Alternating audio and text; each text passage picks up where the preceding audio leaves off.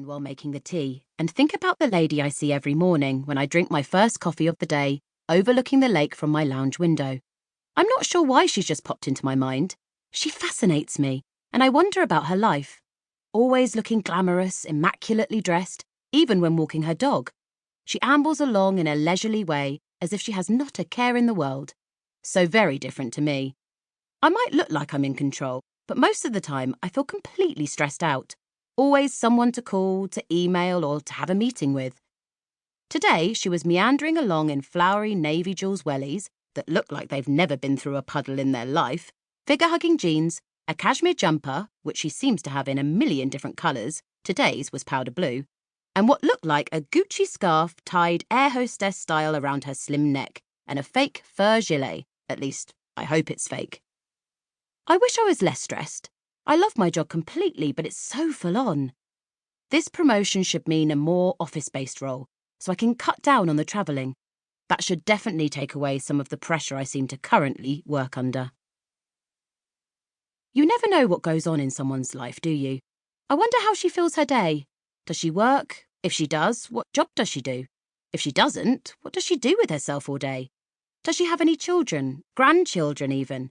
Does she have a husband, a lover? What is her story? I'm totally intrigued by her.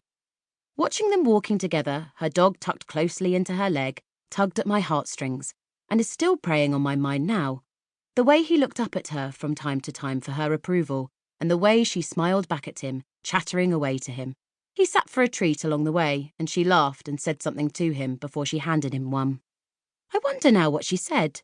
They seem to have a really special relationship, and there's a tiny bit of me that's a tad envious. The connection they have makes me yearn for a dog. I've always wanted one, but it's never been the right time.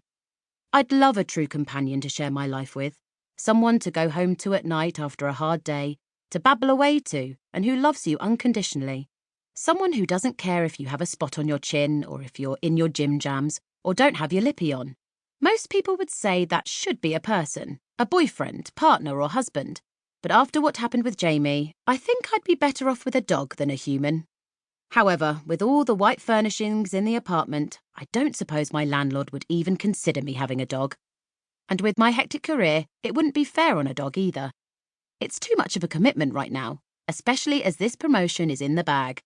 So I've parked the idea for way into the future. The kettle boils, breaking me from my daydream.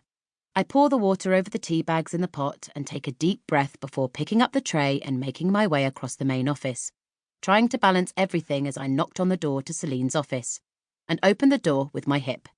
She's the first one in the office every morning. Goodness knows what time she gets up, but I know she doesn't see her kids before she comes to work, as she's in the office by 7 a.m. every day. And it takes her an hour to get here. They must be in bed before she gets home at the other end of the day too, as she's normally the last one in the office, apart from on a Friday when she finishes at 2. It must be great to have a live-in nanny, but surely her children must spend more time with her than they do with their parents. I gulp and feel melancholy as I think that if I was ever lucky enough to have children, that's not the way I'd want to bring them up.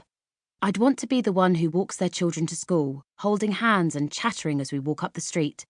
Can't think about that right now, though. And the hours that she keeps wouldn't bother me.